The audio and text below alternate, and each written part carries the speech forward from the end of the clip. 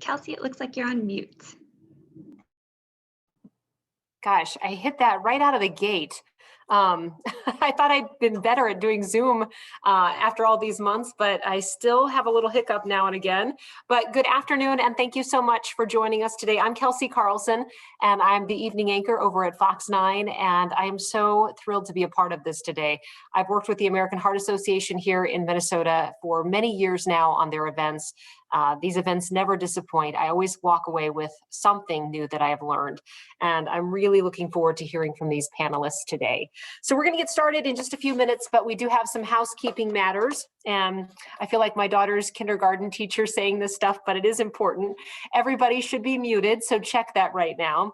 And if you're not, just go ahead and hit the mute button.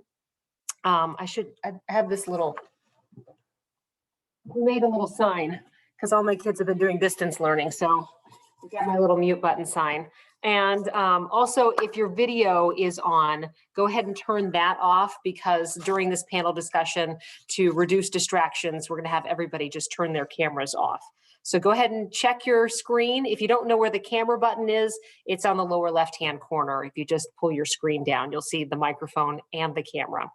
A reminder that this is being recorded. You probably just heard that announcement, and we will share a link of the recording via email later with some additional resources. So today's webinar is also being live closed captioned, so you can watch for that. And feel free to post your questions in the chat box. We will wait to address them when we get to the end of the panel presentations, but we will try very hard to make time for those questions today.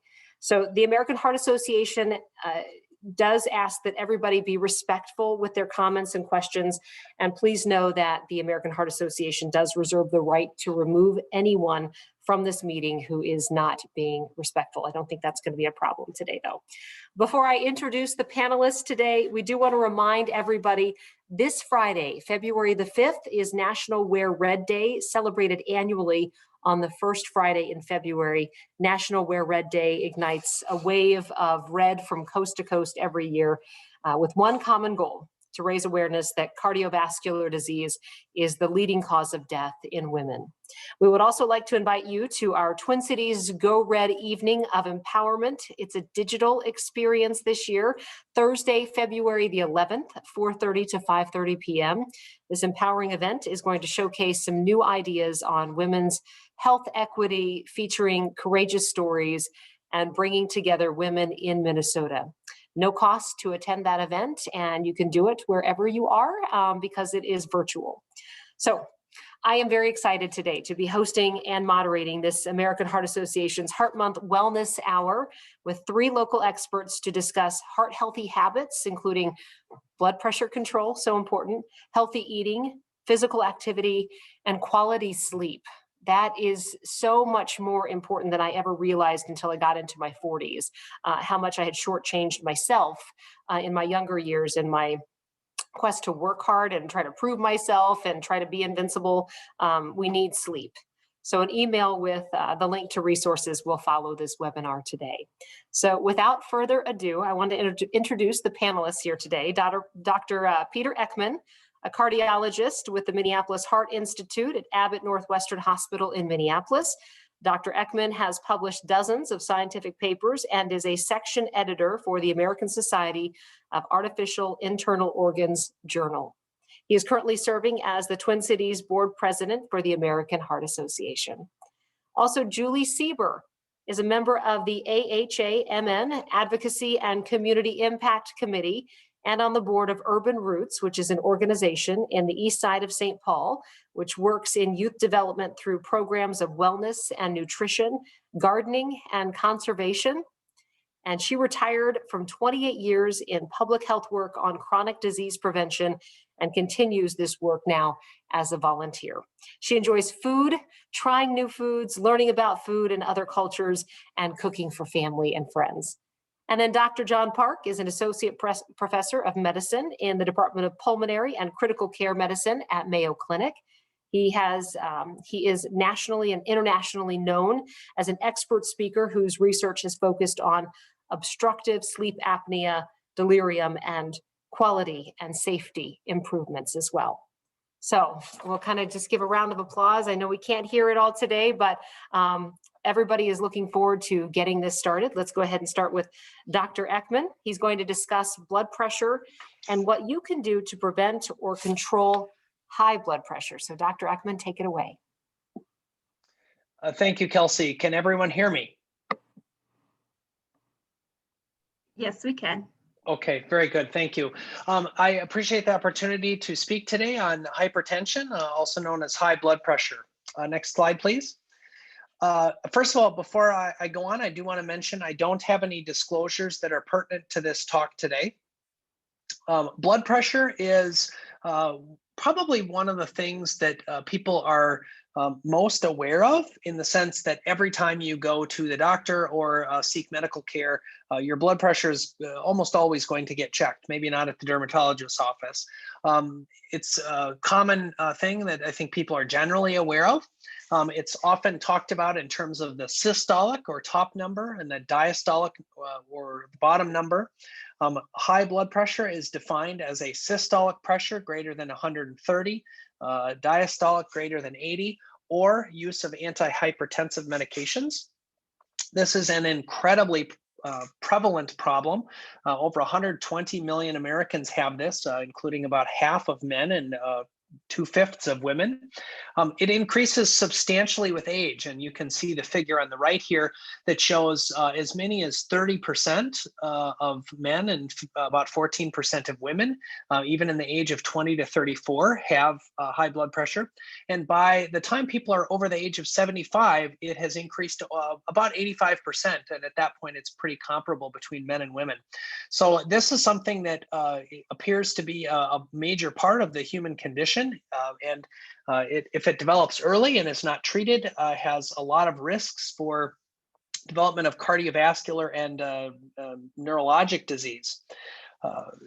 One of the things that's a problem with this is hypertension or high blood pressure is typically not symptomatic. And so a minority of adults who have this are actually aware of the fact that they have hypertension. It's also more prevalent in Black patients.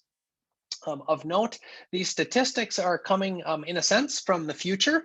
The American Heart Association has just released its heart disease and stroke statistics, which will be published on paper on February 23rd, but was made available online here just within the last week. So these are very much up-to-the-minute statistics in terms of high blood pressure. Next slide, please. There are different categories and different levels of severity of high blood pressure. Again, a normal blood pressure is a systolic less than 120 and a diastolic less than 80. It's characterized as elevated above that. Stage 1 hypertension, if you have a systolic between 130 and 139, or a diastolic in the 80s. Stage 2 is the next category, and stage 3, which is considered a hypertensive crisis, is a systolic number greater than 180 or a diastolic greater than 120. So these are the categories of this. Again, people don't typically have symptoms at these higher levels, although occasionally when people have very severe hypertension, they may be symptomatic in the immediate phase. Next slide, please. There's a lot of ways to monitor your blood pressure at home, and this was just based on a Google search I did just the other day of home blood pressure cuffs. My intent is not to endorse anyone, but just to show you that there's a wide range of options that allows people to check their blood pressure at home and monitor this outside of a medical setting. This is something that we will often encourage our patients to obtain home monitors if it's a possibility for them, because there is certainly the well-described phenomenon of white coat hypertension, where people's blood pressure may be higher when they're seeking medical care than if it's measured at home. And it's helpful to take more than one measurement when making treatment and management decisions. Next slide, please. Why do we care about high blood pressure? For every 10 millimeter of mercury increase, your risk of death increases by 15%. And it's been estimated that eliminating hypertension could reduce as many as a third of the cases of cardiovascular morbidity and mortality. People with high blood pressure have triple the risk of stroke, double the risk of heart failure. They also risk vision loss, as the high blood pressure can damage the arteries in your eye. It's highly associated with heart attacks in that it promotes development of atherosclerosis, can affect kidney function, and also can be a factor in sexual dysfunction in both men and women. So a lot of things that, a lot of reasons for us to care about our blood pressure. Next slide, please. This is just an example of what high blood pressure does to your heart. Obviously, as a cardiologist, that tends to be my focus. These are cross sections through the heart. On the right, you can see an example of the thickness of the left ventricle and the thinner right ventricle, which is on the left, paradoxically in this picture. The left ventricle is what pumps blood into your body. The higher the blood pressure, your heart's a muscle and it will respond to that. And if you have someone with severe high blood pressure, the heart will get thicker, and you can see an example of that on the left. I like to give people the example of flexibility. And the heart on the left, you may think, well, that's a good, strong heart, and it may be very effective in pumping blood, but it doesn't relax well, much like someone, Arnold Schwarzenegger or Dwayne "The Rock" Johnson, not very good at gymnastics. So your heart is a muscle, but it's also very elastic, and hearts that are not elastic don't work as well. So this is just a visual example of what happens to your heart over time in the setting of people with high blood pressure. Next slide. In terms of risk factors, there's a lot. One is there was a Norwegian study that showed very common in women who had complications of pregnancy, such as preeclampsia or gestational diabetes. Other factors include lower socioeconomic status, such as income or occupation, and educational status is highly correlated with risk of high blood pressure. There also has been work demonstrating that in highly segregated census tracts, patients may have increased risk over a 25-year period. Whether that's due to environmental factors or others is not entirely clear. But these are factors that I think play into some of the disparities that we see in health outcomes and in care in different populations. There was another study that showed patients or people who lived in neighborhoods that were more highly rated as safe tended to have a lower blood pressure over time. And although 1 or 2 millimeters of mercury may not seem like a lot on a population basis, this actually is a measurable difference that can make an impact on health. Next slide. What can we do about it? Sodium or salt restriction is one factor that in many cases will help. There's one study, for example, that showed for each additional 1,000 milligrams of sodium intake is associated with 5 millimeter higher mercury systolic blood pressure and 2 millimeter higher diastolic blood pressure. So for many people paying attention to the sodium content, I hasten to add that this is not just about what is added from the salt shaker. And we may hear more about this from one of our later speakers, but that sodium content in many packaged and processed foods is also where much of the dietary sodium comes from. We know that at least intermediate vigorous physical activity cuts your risk of development or progression by as much as 25%. We will probably hear from Dr. Park about the role of sleep apnea in hypertension. And so that's something, just as a personal story, I have a relative that was on 5 medications to control blood pressure, was found to have sleep apnea, began treatment, and then went off all of the medications. And so that's something that people with high blood pressure need to consider. Weight loss can also make a difference. Even small amounts of weight loss can help. And in terms of treatment, there are many different medications, and there are some novel treatments that are being developed as well. Next slide, please. This is an example from a slide from one of my partners, Dr. Wong, who's one of our interventional cardiologists, just listing what are some of the examples of blood pressure medications for high blood pressure. I don't know this, but I would guess that of all classes and all types of medications, I would struggle to think of another category, with maybe the exception of antibiotics, that has as many different mechanisms and types of medications to treat high blood pressure.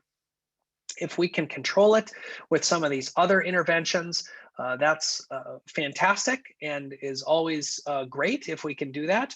But for patients that need medication, I think it's important for folks to know that there are many different choices and options, and that in most cases we can find a medication or combination of medications that does not cause undue side effects. Another therapy that is in development, found based on a study in the 1950s, was that much of the hormones and development of hypertension is related to effects of the kidney and nerves to the kidney, that surgical treatment of the nerves to the kidney resulted in a lower blood pressure. And there's some catheter-based options. I have a couple of examples here in the lower right of ways that we might disrupt these nerves, which may be a way to treat high blood pressure without medications. I do hasten to emphasize that this is an investigational process, but it's something that does hold some promise. Next slide, please. I want to end with just a few myths about hypertension that have, I think have been widely discredited or at least debunked. The first is that if high blood pressure runs in the family, there's nothing you can do to prevent it. And I would hasten to point out that that's not true. And with exercise, minimizing sodium intake, and excuse me, attention to high blood pressure, many people are able to stave it off or at least delay the onset. Many people also think if they don't use or add salt that they have low sodium intake. And as I mentioned earlier, much of the sodium that we consume is not added. It's in foods that we find. Some people have also been told or have heard that kosher or sea salt doesn't have the same sodium content, and that is also not true. Sometimes I run into this in my practice where a patient has high blood pressure and we talk about potentially initiating treatment or therapy with medication. And very often people that don't have symptoms are reluctant to add medications. And I think that's one of the reasons that hypertension can be so sneaky, is that it doesn't cause symptoms until it can cause some of the real devastating complications such as strokes or heart attacks, at which point people tend to be more amenable to treatment. But the treatment is most effective if it's done prior to these problems. Another thing that comes up and I'm often asked about is whether wine is good for the heart, and so I should have as much as I want. That's certainly not true. There is a lot of problems with excessive alcohol consumption, and a glass of wine a day is certainly not likely to cause your blood pressure to drop to the level that you may not need other treatment. And finally, one of the things that we also run into sometimes is when people are on medication and maybe they've made some other lifestyle choices that their blood pressure is now normal. Well, I don't need my medication anymore. And in most cases, if people need medication for high blood pressure, it does tend to be needed on a lifelong basis. This is a problem that in general does not go away without some major changes. For example, significant weight loss or dramatic change in physical activity. Next slide. I have a couple of links here for people that are interested in more information. The American Heart Association has a website at the Heart, or just heart.org, that has more details on high blood pressure that might be of interest. And then we'll also call your attention to the technical update, which is where I found a lot of my statistics. This annual update on statistics and background is published by the American Heart Association. And as I said, I reached forward from the future to give you information that will be released in paper form later this month. So thank you for the opportunity to discuss high blood pressure today. All right, thank you so much, Dr. Eckman. We appreciate that. I had a lot of questions that I wrote down just for myself. I have a husband who struggles with sleep apnea. So we've been working to try to improve that for his health as well. Up next, Julie Seiber to talk about the connection between heart health and healthy eating and physical activity. Julie, take it away. Good afternoon. Thanks everyone for joining us today. We'll be talking about some lifestyle changes that are for the lifetime, and it takes a while to build it. So just getting started is the way to go with this. Next slide. And it matters because heart disease is the #1 killer worldwide, and stroke ranks second, and both are affected when you practice a healthy lifestyle. And even when those conditions don't cause death, they can cause disability and diminished quality of life. You can reduce the risk of early heart disease by about 80% by making healthy choices. Next slide. So it's a domino effect, and each of these healthy lifestyle changes that you make actually interact with the others, and so overall it makes us healthier to do healthy food choices and physical activity and stress reduction and good sleep and so on. Next slide, please. And healthy eating is an important part of healthy living. Very few Americans today meet the criteria for healthy eating, probably less than 5%. Next slide. And only about 20% of us get enough physical activity to meet the recommendations, and inactivity raises the risk for death from heart attack and stroke, type 2 diabetes, colon and endometrial, and lung cancer. And the 30 to 50% of US adults who perform little to no moderate to vigorous physical activity can realize valuable benefits by replacing sitting time with activity. Next slide. And our mental and physical health are linked. So stress is often an underlying contributing factor to unhealthy behaviors, particularly overeating and drinking too much alcohol, and can even be linked to less stress. So that's where the Heart Association comes in. The Heart Association is very careful to present science-based information, and then we add to it you-based motivation. So science-based information is based on the research that's done and is updated when we learn more. Easy to understand advice, tools, and tips, actionable information. And it's a movement that people can join for support on the Heart Association website, and the Active Living tab is a place where you can sign up to get regular information sent to you from the Heart Association. So healthy eating starts with healthy food choices, and you don't actually have to be a chef. You just have to be willing to put some thought and a little bit of effort into it, and learn what to look for at the grocery store and when you eat out, and any other eating occasion in order to make a big improvement.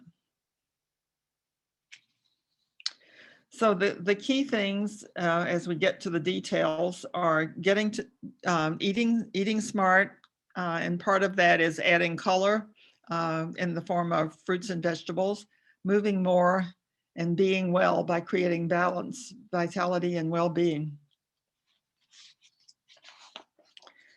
The Heart Association has worked with some of the food suppliers to help them meet criteria for healthy eating, and those will bear the little mark that's down at the bottom of your screen, healthcheck.org. You can see that on some of the food products that you find in your grocery store. And adding color is a really good way to just make sure that you're consuming a healthy diet. Fruits and vegetables are the real basis for a healthy, heart-healthy diet. And you can see that the plate here, it looks absolutely gorgeous. It looks appetizing, and it's full of fruits and vegetables. All forms of fruits and vegetables, fresh, frozen, canned, and dried, can add to the menu that would be healthy. And fruits and vegetables are seasonal, and you can see here some of them. In this particular season, we have a lot of the cruciferous vegetables like bok choy, broccoli, cauliflower.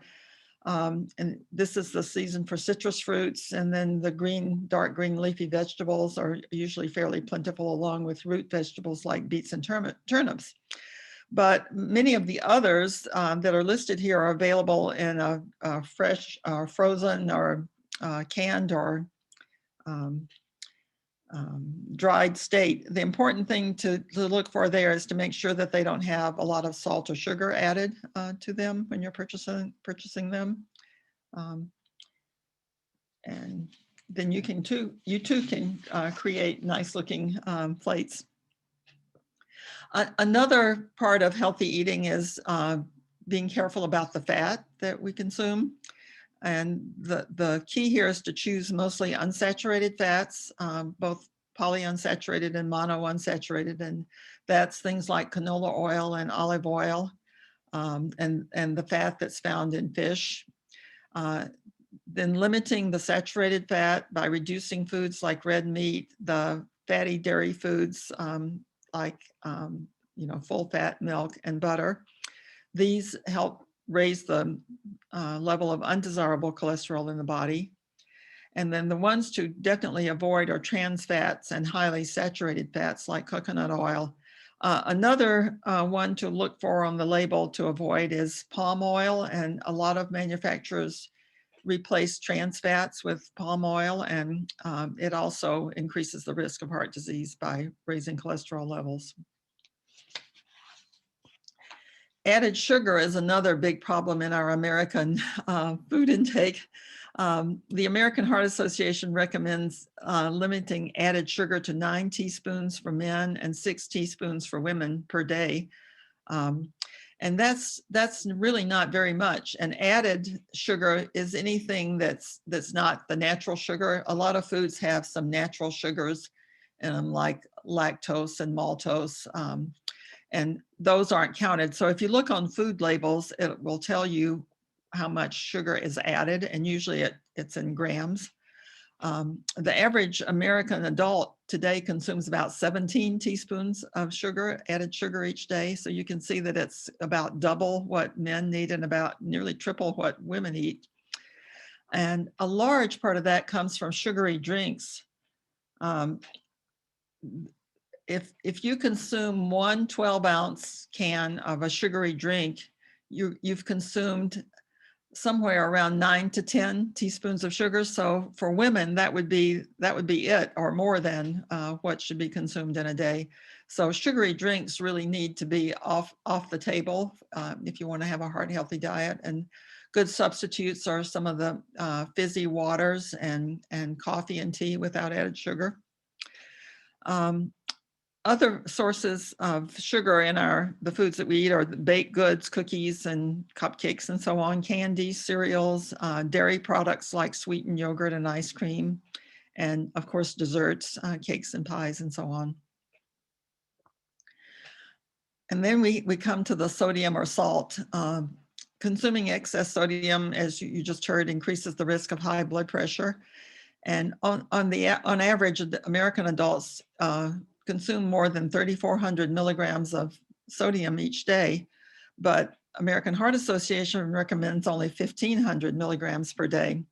As you can see, we're well over that with what most of us are eating. And most of it comes from restaurant food and processed foods from the grocery store. And fortunately, the processed foods have labels on them, and we can look and see what the sodium content is. There are actually some products on the grocery shelf that have almost the full day of 1,500 milligrams in one serving of the food. So reading the labels is really important. Only 10% of our sodium intake usually comes from foods that we add at home, and very little from salt added at the table. A teaspoon of salt has 2,200 milligrams of sodium. But none of us use a whole teaspoon of salt on something. We generally sprinkle a little bit. And again, there's a lot more information on the American Heart Association website under the Healthy Living tab about sugar and sodium, as well as all the other aspects of healthy eating. And so to talk a little bit about physical activity, the recommendation is that most adults should get at least 150 minutes per week of heart pumping physical activity. And that heart pumping part is important. You want to do enough to get feel that your heart is working a little bit, and that's important. But you don't want to get to the level where you can't talk to someone. So if you want to increase the intensity of physical activity, the important thing is to do it gradually. So start out, if you haven't been doing it, start out with something like walking and gradually increase the speed, and then you can increase over time. Also recommended is muscle strengthening activity at least a couple of times a week, because that's important. That increases the muscle size and helps us use our energy more efficiently, helps with weight.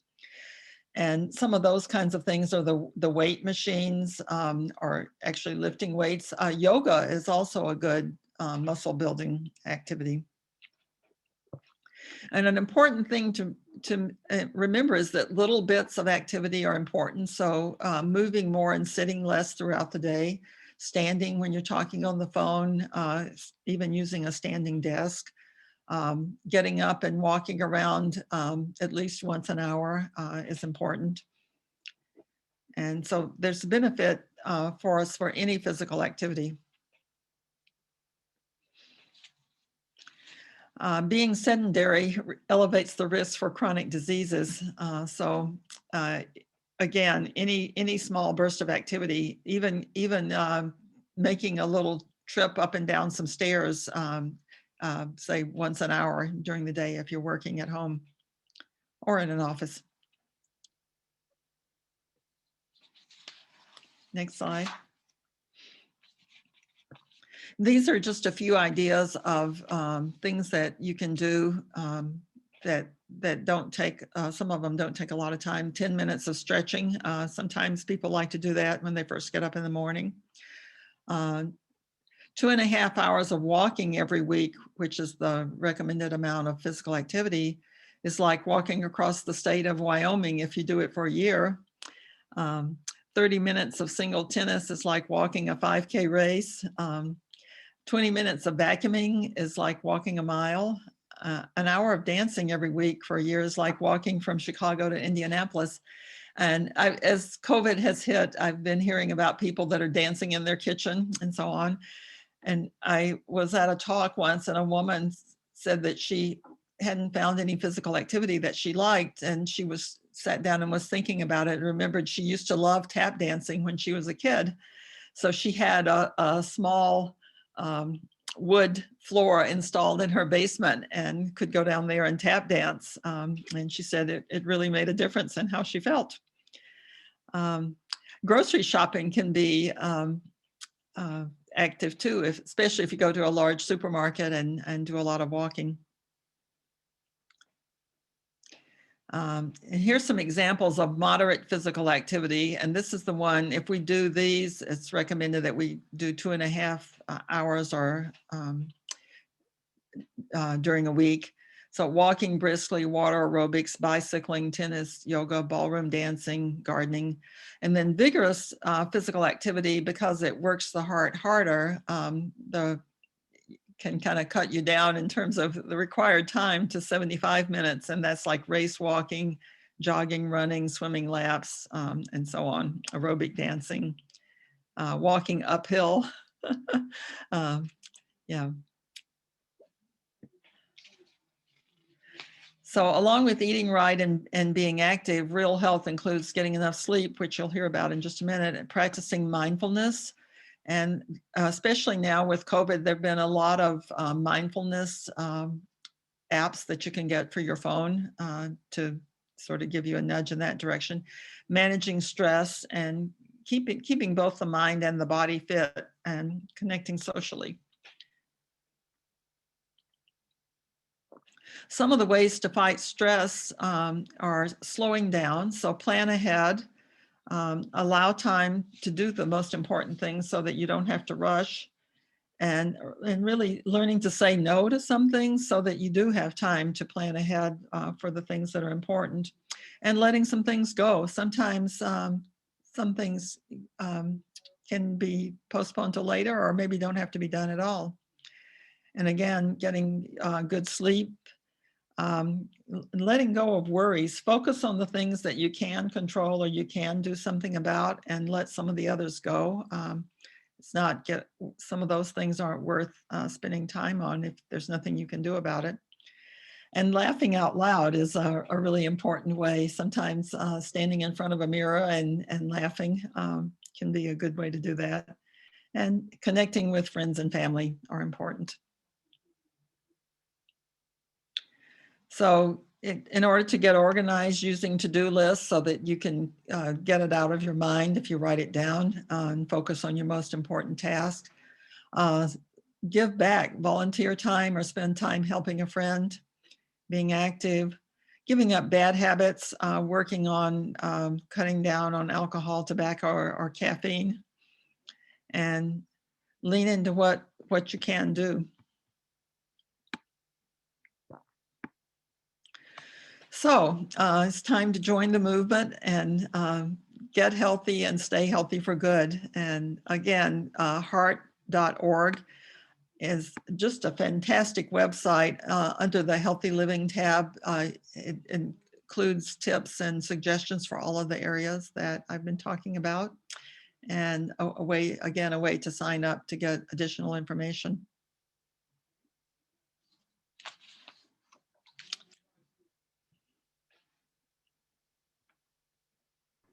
All right, thank you, Julie. And also a number of questions came to mind as I was listening to your presentation, and these are they're simple things, but they're things that we all need to be thinking about. Next, Dr. Park is going to take over and talk about the role that sleep plays in our lives, in our physical and overall mental health. Dr. Park? Great, thank you. And I'll see if I could keep up the excellent talks and I hope I don't disappoint. But okay, so for the next 15 minutes or so, we'll talk about sleep. And I think this is an opportunity, hopefully, to reiterate and emphasize some of the points that Dr. Eckman and Ms. Seiber has talked about. So again, just understanding good sleep and at least understanding what normal sleep is supposed to be, so you can kind of gauge where you are relative to what the expectation is. And then I think it's also important, as was already alluded to, some disorders, but more importantly, I think for many of us, our habits that can rob us of our sleep that we may or may not be fully cognizant of. And then we'll finish up with some measures to help improve your sleep. So in terms of kind of the normative value, the National Sleep Foundation did a survey back in 2015 and try to understand what that normative value is. And I apologize that this looks a little blurry, but to give you an idea, the normative value, so it ranges anywhere from around 4 to 5 hours to as much as 10 to 11 hours as the norm, what some people feel like they need to sleep. The average there for most adults and older adults is somewhere around 7 hours. But again, the important thing here is if you're feeling not fully rested and you're getting less than 7, then maybe we need to figure out ways to try to help you get there. But if you're feeling rested and you're sleeping 6, you don't need to stress about it because that is within the normal range. And so it's really about understanding what your own body needs are relative to how much sleep you're actually getting. But I think this at least puts some framework in terms of where that normative value is and where you might fit along that spectrum of the expectation. The other important thing about sleep is that it turns out our sleep kind of evolves over the course of the night. And this is what we call a hypnogram. So this looks at different stages of sleep as we go through the night. And the top line here, this W represents awake. So it is normal for us to have these brief awakenings during the course of the night. Some people feel like, oh, I woke up twice last night and I feel like I'm struggling, but recognize that it is actually normal for our brain and our body to briefly awaken and hopefully be able to promptly go back to sleep. And then the stage 1, stage 2, and the stage 3. So these are different stages of lighter stages of sleep. Stage 3 is what we call deep sleep. So you'll notice that we get that deep sleep in the first part of the night, but second half of the night, it kind of goes away. And it's in fact replaced by this R, which is our dream sleep. So you'll notice also that as the night progresses, our dream sleep actually increases. And this is when people feel like, oh, I had a great dream, I slept so well. In fact, though, what's also interesting is it's amount of deep sleep that helps us feel more restored. But dream sleep is kind of, again, what I think many folks kind of tie their sleep quality to.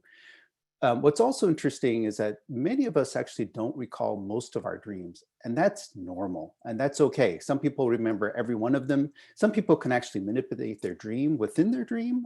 But again, just understanding, and what I wanted to emphasize here is that our sleep actually evolves over the course of the night. So it is ideal that you get a block of sleep rather than trying to break it up into different segments, which is obviously challenging for those who are doing shift work. But again, just kind of helping understand that it's better if we get a full chunk of sleep rather than trying to break that up into different fragments. So as was alluded to, what are some of the problems? Again, Dr. Eckman highlighted this very well in terms of the impact of poor sleep and its effect on blood pressure, increasing risk of heart attacks. I'll show you some data. Increasing risk of irregular heart rhythms, other things in terms of our brain. Obviously, not only do we feel sleepy, but its impact on our ability to think clearly, recall things, memory issues, mood. If you can imagine, if you're not sleeping well, you will feel more irritable, more upset, less tolerant to pain and different things. And so it has obviously both heart and brain health impacts of not sleeping well. I just wanted to share a couple of data. This is relatively recently and published from the National Institute of Health. And what was interesting is just simply looking at sleep deprivation. And so what we're looking at, these are slides of blood vessels. This is actually from research studies. What showed was this is a normal sleep and this is sleep deprivation. And what we're trying to show you here is within the blood vessel, how this blood vessel, there are lots of other plaque or other thickening things developing within the blood vessel to make it more narrowed and more likely to develop heart disease. This is actually a really cool study done from Boston University by Dr. Lewis. What they looked at is kind of what happens to the brain while we're sleeping. And then we run this image with you. And what this is showing is that the red is the oxygenated blood that's circulating in our brain. But then this blue, this light blue is the fluid around our brain called the cerebral spinal fluid. What they're now showing to what we had suspected for a while is that there is kind of this cleansing process within the brain while we sleep. And what does that do? And what's interesting is prior to this study, there were some studies, for example, this one, that showed that it was done a year before. This is, again, the bottom line of this is with sleep deprivation, we have higher amounts of these protein that's been linked to Alzheimer's. And so with not getting enough sleep, and if we tie these two data together, again, try not to be too scientific, but at least give you some context that if we aren't sleeping well, our brain doesn't have this cleansing mechanism. And if it doesn't cleanse well, this protein might actually build and may in fact contribute to, not lead to, but contribute to higher risk of things like Alzheimer's and so forth. Again, how this is tied to future events is still very hypothetical, but we can start to see, again, emphasizing the importance of good quality sleep in helping improve our brain function and trying to kind of cleanse. And there are so many other studies done on brain function and importance of memory and how we process and how we recall a few things, the importance of good sleep and all of that. But other things, our GI system, irritable bowel syndrome, our endocrine system. So it turns out as we sleep, we have different hormonal fluctuations that are very circadian based. So nighttime, daytime, that some go up during sleep, some go down during sleep. And that's again, from the endocrine system, it's so important that we get good quality sleep. And then in terms of our kidney function, but also in terms of our immune system. And so as we think about getting vaccination soon, a relevant study is, there was a study that looked at influenza vaccine. And what they looked at is they had a group of patients, subjects who got good quality sleep, got the immune vaccine, got the flu vaccine, got good quality sleep, and looked at their response to the vaccine. One group had normal sleep, and the other group, they intentionally said only sleep 4 hours. What it showed was that the level of body's response to that flu vaccine was much lower in those who are sleep deprived versus those who got good sleep. So again, as we're kind of getting prepared, and for those who have already gotten vaccines, again, emphasizing the importance of good sleep and helping establish a good response to that immunization. To put all this into perspective, so the American Heart Association, with their support, this group of investigators looked at all cause of death, both in terms of the CVD is cardiovascular, CHD is congestive heart diseases. And so they looked at kind of the stroke and other diseases and looked at the risk of dying tied to sleep. what they showed is kind of a somewhat of a U-shaped distribution. If you don't sleep enough, and this is actually looking at, this was a what we call a systematic review. So they took lots of these studies and pulled all the data together. And the data is all from reportedly normal individuals, so normal, healthy general population. And what they showed is that if you're not getting enough sleep, that does seem to increase your risk of sleep, risk of dying, or risk of these various diseases, heart attacks, strokes. But it turns out if you're getting too much sleep, it turns out that can also increase that risk. Now, again, to put this into perspective, this is relevant to what your body needs. And so we have to consider that some people are what we call long sleepers. But again, what it emphasizes is that ideally somewhere in that 6 to 8 hour range, which is kind of the upper, the average or the mean of what most adults are aiming to get, or what they feel like they should get, seems to really lower the risk of mortality. Lots of other things obviously tie into the risks of heart attacks and strokes and all of these things. But again, to put sleep into that perspective, wanted to share that data. So recognizing that, again, good sleep is important. So what things can rob you of a good night's sleep? And I think for most of us, it's some form of electronics, whether you're on computer all day, watching TV late at night, on your smart devices. We know these things, not only are you activating your brain, but that the light from this, for some people who are very light sensitive, can also be influencing their body signal to say, you know what, it's nighttime, go to sleep, versus it's still daytime, you better be awake and keep working, whatever it might be. Some of our habits, again, Dr. Eckman talked about the alcohol. Again, some people use alcohol as a nightcap. They feel like, oh, I feel more relaxed. It turns out, though, that after they fall asleep, their brain, how that responds to the alcohol level can actually result to increase what we call arousals or awakenings. Caffeine is the same thing. Some people say, oh, I drink a pot of coffee and I can still go to sleep. And it turns out when we test these folks, they do, in fact, are able to fall asleep still, but about 2 to 4 hours when that caffeine level kicks, we can see these increased brain awakenings and disrupting their sleep. And the more your brain awakens, the less likely it'll go into the deeper stage of sleep, which is a more restorative. And for those who are cigarettes or e-cigarettes, nicotine is also, it turns out, a brain stimulant. And so all of these things, again, it's interesting is some people feel like that smoking a cigarette just helps them feel more relaxed. Well, it's certainly at the brain and other levels, it is a stimulant. So these are some of the habits that we want to be careful about.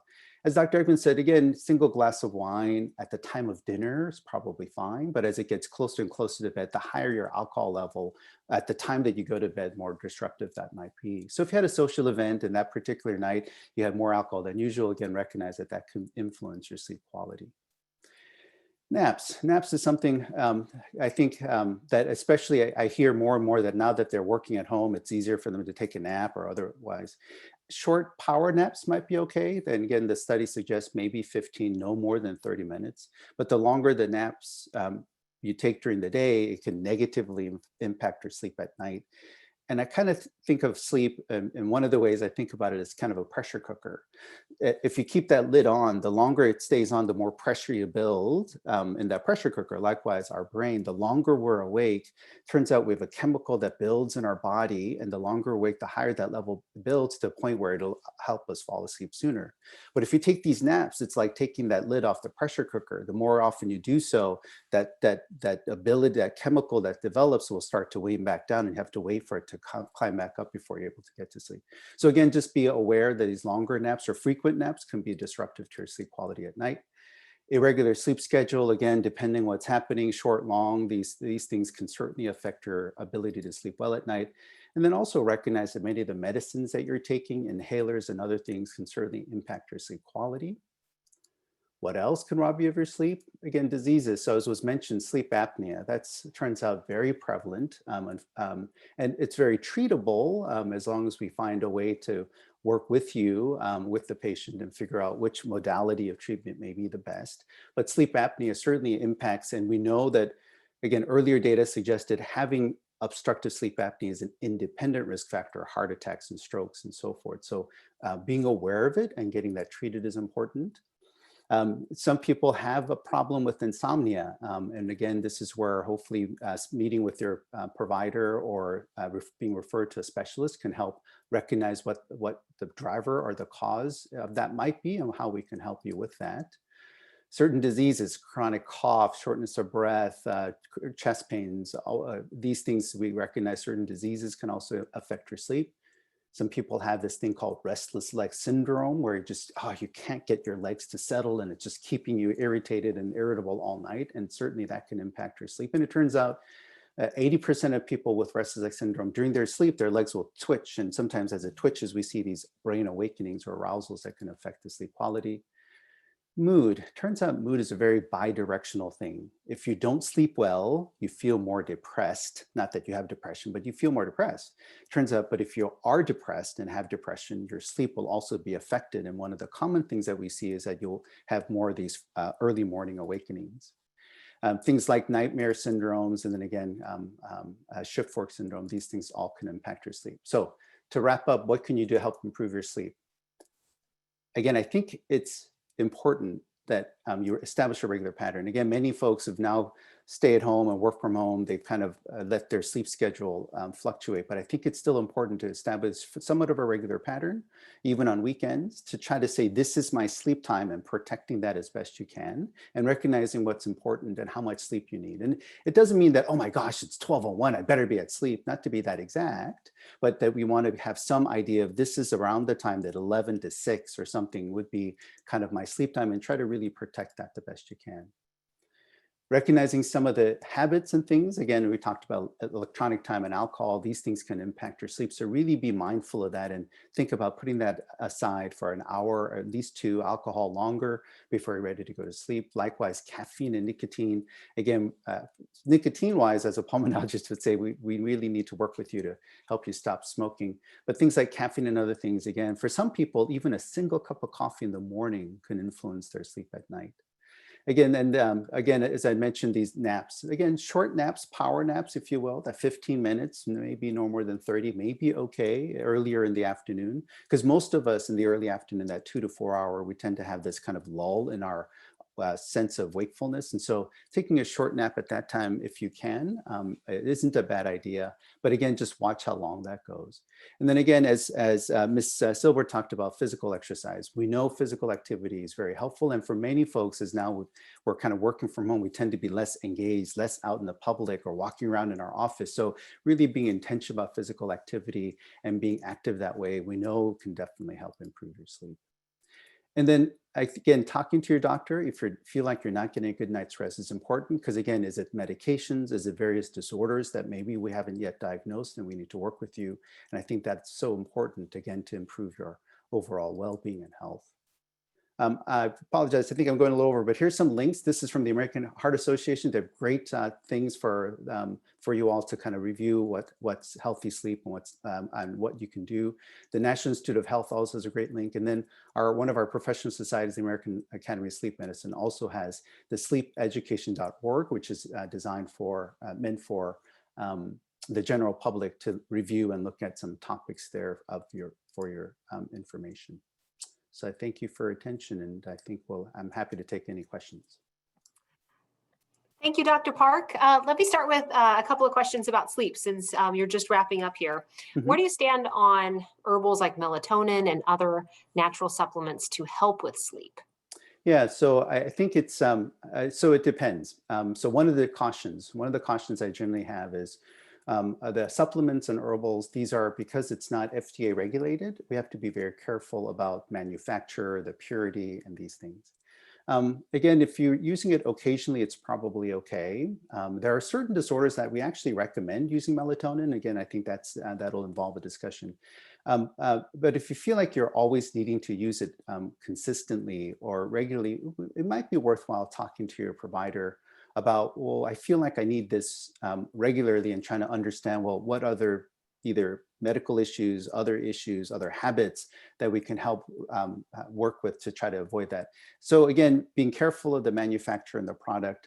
And again, if you feel like you're needing to use, occasional use is probably okay, but regular uses isn't. Some of the over-the-counter, the one that has Benadryl, for example, there's been some studies linking chronic use of things like the over-the-counter sleep aids with Benadryl, that actually increases the risk of, is associated with increased risk of dementia down the line. So again, this is where any chronic use, you probably want to talk to your doctor about and see what we can do to help. Okay. And Dr. Park, do you have any tips for new parents who have a lot of interrupted sleep throughout the night for many months, even into a year after their babies are born? Also, people who work odd shifts, like overnight shifts, early morning shifts, night shifts, where they're just not in that normal rhythm of sleep. Absolutely. No, I think we certainly struggled with our young children when they were young and trying to establish that routine. And it's hard, but I think the more, hopefully the more regular you are about the pattern of their sleep. So again, it's kind of signaling. So as you get your child ready to sleep, especially when they're infants, obviously it's very hard. But as they get a little bit older into their young age, where you establish routine and say, okay, now it's time to get ready for bed. So you start to slow things down, dim the lights, give them a bath, read a book. And so as long as you kind of start establishing a routine, turns out that's important.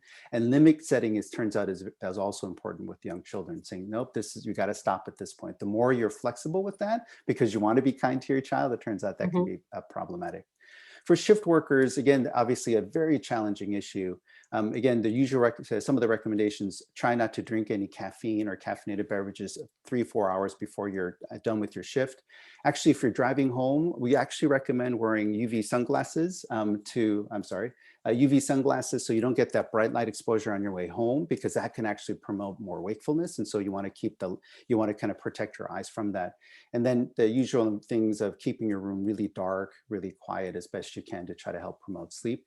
This is a scenario where sometimes we might talk about melatonin, but again, I think further discussion with your doctor or provider could be helpful. Okay, Dr. Park, thank you. And Julie, some questions about diet. You know, because the food industry is so skilled at marketing, we get a lot of mixed messages about diet and what we should be eating. Wondering what your thoughts are on different diets like vegan, keto, paleo, those sorts of things, carbs, you know, all those messages that we get in the media out there. Well, the best advice is probably to stick with the things that we were just talking about and ignore a lot of what is the fad of the day or the week or the month. The keto diet is not a good diet for the long term. It's very high in fat, and it comes with a significant number of risks. I would not recommend that for the general public.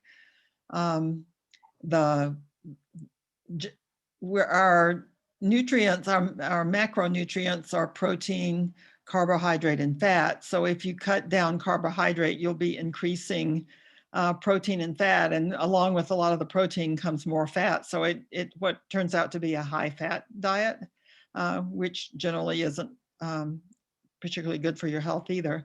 So again, going for a high intake of fruits and vegetables and moderate amounts of meat and dairy and healthy fats is the best advice that I can give you for the average person. Yeah. Okay, and a follow-up question about dairy. So when you're choosing dairy products, which would you recommend, the lower fat, 2% or whole milk version? Well, for children under 2, we recommend whole milk once they're weaned, and for people over 2, it should be fat-free or 1% as the healthiest choice. Okay, all right, thank you. And then Dr. Eckman, some questions about blood pressure cuffs. What are the most affordable cuffs to get if you want to have one at home, and especially if you need a larger size? Any recommendations? You know, unfortunately, I can't give specific brand recommendations. I'm not being coy. I just don't know the space well enough to be able to give product recommendations. But there are a number of different options, both in terms of cost, size, features. And so I would encourage you to, look for online reviews. Talk to the pharmacist at your local pharmacy. They often carry them and may have some suggestions. But there's a lot of choices out there, and I wish I could give better advice on, get this brand or that brand, but I don't think that my advice would be sufficiently well-informed to be realistic. I had a question here from one of our viewers or participants. The wrist blood pressure monitors. I've never seen those. I do have a watch that does detect my heart rate, but do you think those are reliable? I own one myself. Okay. So I do think that they're good. You know, to some degree, anytime we measure blood pressure, it's going to be somewhat variable. And this is something I think people are often surprised when they find that if they check it several times in a row, it's going to be a little different. And when they're in the hospital, especially if they're ill, it can fluctuate quite wildly. And so in many cases, that's, I think, a lot of the value of having a home cuff is that you can check it periodically, and we can, you know, take those readings and come up with a better overall or aggregate picture of what your blood pressure tends to be. And so any of them may have some bias, you know, a little higher or a little lower. You alluded to the size for people with larger arms or who are a bigger stature. A cuff that's too small is going to give you falsely elevated readings. But I think that the wrist measurements are certainly good enough that we would use them in making treatment decisions. Okay, and then one final question. If you're worried about your heart health and you know you need to go see somebody, start with your general practitioner or try to find a specialist. What would you recommend just getting started? I think for most people who are curious about their health and want to be proactive, I would say that in the vast majority of cases, primary care providers, physicians, nurse practitioners, physician assistants, in family medicine, internal medicine, even OBGYN, who provide a lot of primary care to women, are generally very willing to at least get things started in terms of blood pressure evaluation and management. If it's not working well, that's often a setting when people will want to seek care from a specialist, or that may be appropriate. In some cases, especially if you have concern about something like sleep apnea, then it may be worthwhile for you to visit with someone like Dr. Park earlier in the course of your treatment. But for most conditions, we recommend that people start with their primary care providers. Okay, very good. Thank you to all the panelists today. Are there any final thoughts or lingering questions out there?